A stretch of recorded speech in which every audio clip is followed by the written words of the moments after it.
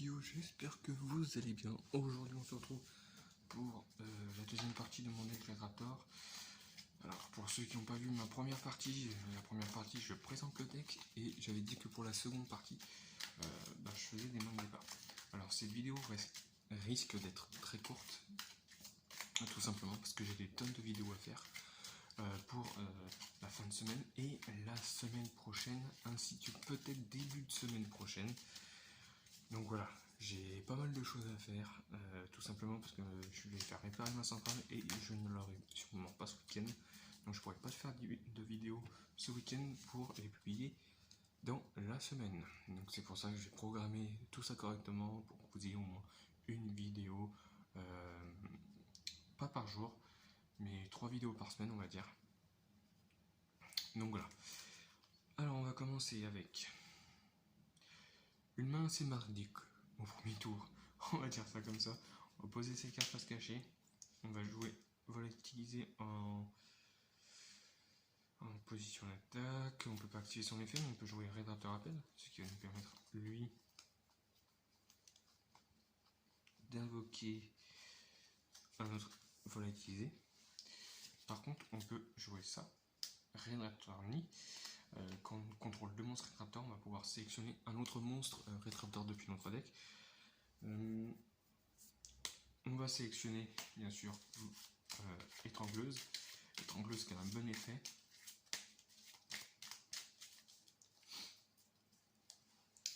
On va activer son effet, ce qui va nous permettre d'invoquer SP celle-là, mais on aurait pu invoquer SP par son effet. Ensuite, on invoque par Exise, on va le mettre en mode attaque, Rédaptor Force Strix, qui est lui, va détacher un matériel pour ajouter un autre monstre. On va prendre Frisotante. Ensuite, grâce à Étrangleuse et à sa faculté, lorsqu'on a un monstre Xyz avec du matériel, on va pouvoir spé un autre rédapteur du cimetière. Voilà. Ensuite, on va spé celle-là de la main, vu qu'on a des monstres rédapteurs sur le terrain. Et on va faire une link de Street Sage qui va lui aussi activer son effet et qui va nous permettre, et aussi n'oublions pas l'effet de Frisotante. Donc Frisotante nous permet de récupérer ça. Et l'effet de ce petit monstre va nous permettre de récupérer celui-là.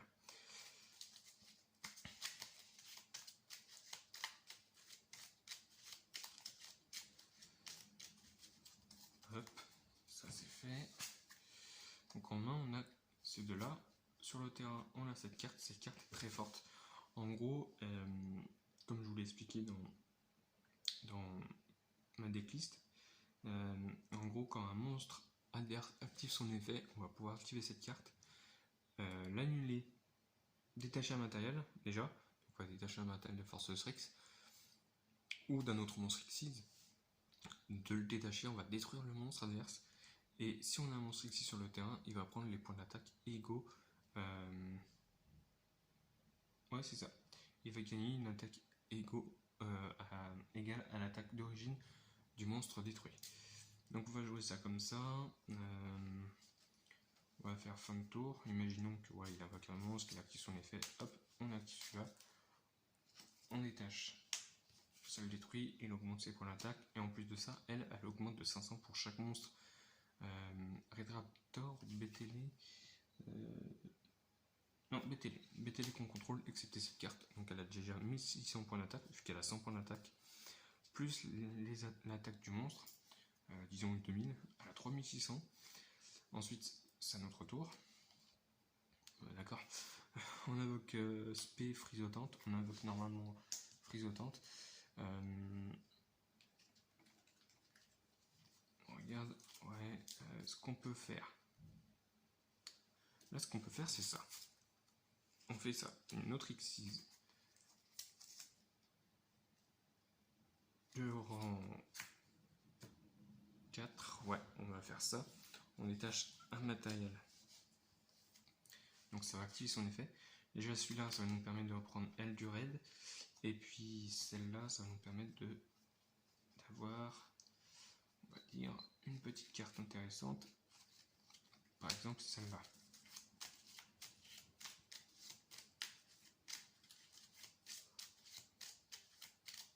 Oui, j'aurais pu la mettre en mode attaque vu qu'elle a 2100 points d'attaque. Mais on va faire ça comme ça. Donc on la pose face cachée.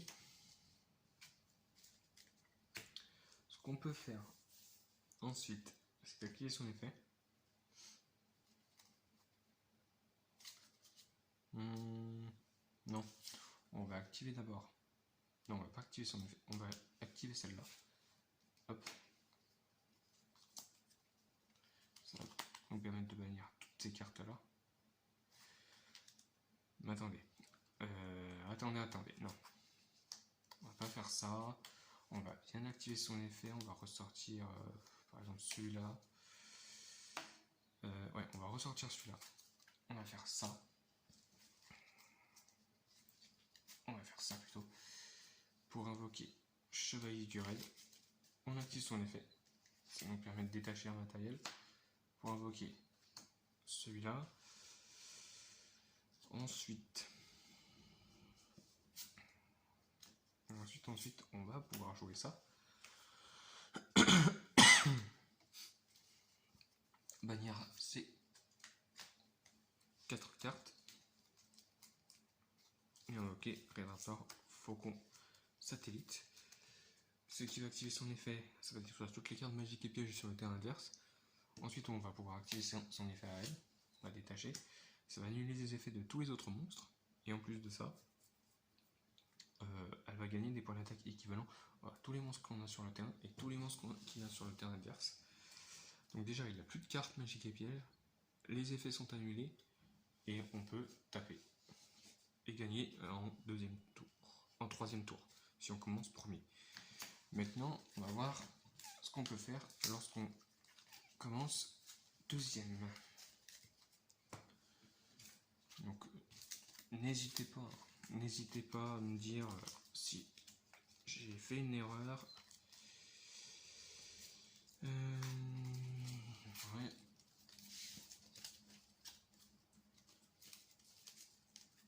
Tac.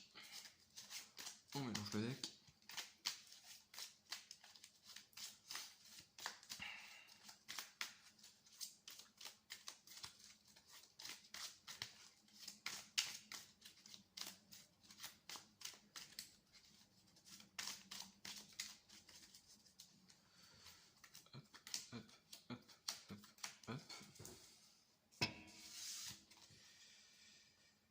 Alors là c'est intéressant.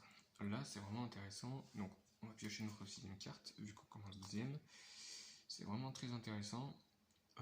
Ce qu'on peut faire là, c'est l'invoquer, volatiliser sur le terrain. On va activer son effet.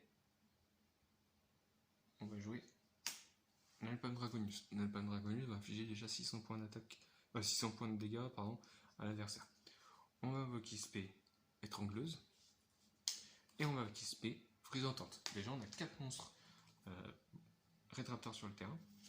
Ensuite on peut faire ça pour invoquer strict, force strict sur le terrain en position d'attaque. On active son effet. Donc chaîne 1, chaîne 2. Ouais, chaîne 1 on peut jouer ça. Chaîne 2 c'est lui qu'on va récupérer.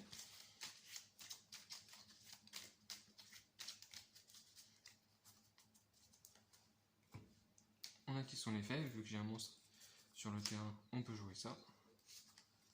On fait ça, tac, on invoque spé celui-là. On fait une link, on récupère Street Stage, on active sa faculté spéciale, qui va nous permettre d'invoquer spé un autre monstre, donc on va jouer ça. Ensuite,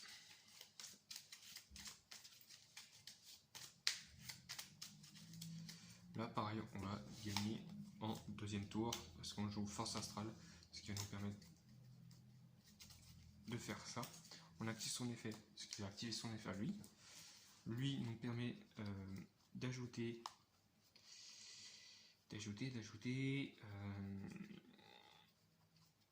celle-là. Et vu que c'est une carte magique rapide, ouais, on va la poser comme ça. Ensuite, ce qu'on peut faire, Donc déjà celle-là, elle a détruit un monstre adverse. Et lui a fait perdre des points de vie égal à l'attaque de son monstre d'origine. Donc ensuite on va pouvoir faire une X6 4. Chevalier du raid. On va pouvoir faire ça. On cible celui-là. On bannit ces deux-là. Donc ça va nous permettre de faire apparaître canon satellite qui va détruire toutes les cartes sur le terrain adverse. Magique et piège, pas monstre, mais magique et piège. On va activer son effet. On détache un matériel. On fait apparaître celui-là. On active son effet. Voilà. C'est qu'elle va annuler les effets de tous les autres monstres. Et en plus de ça, elle va gagner des points d'attaque égaux. En gros, elle va gagner l'attaque de tous les monstres sur mon terrain et sur le terrain adverse.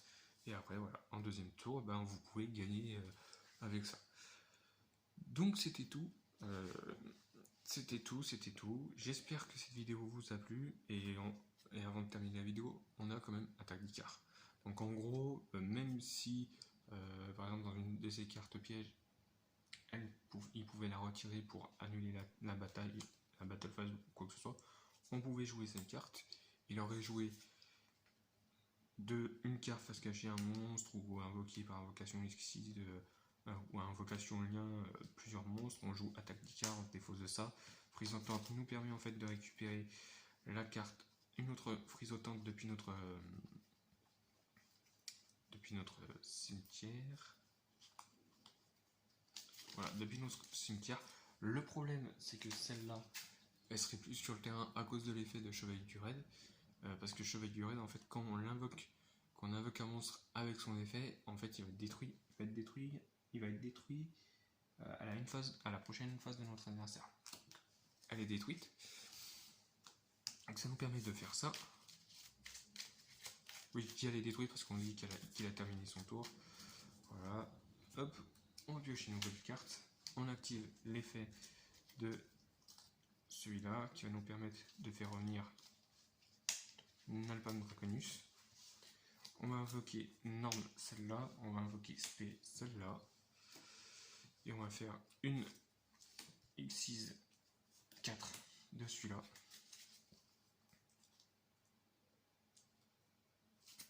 Voilà. On peut...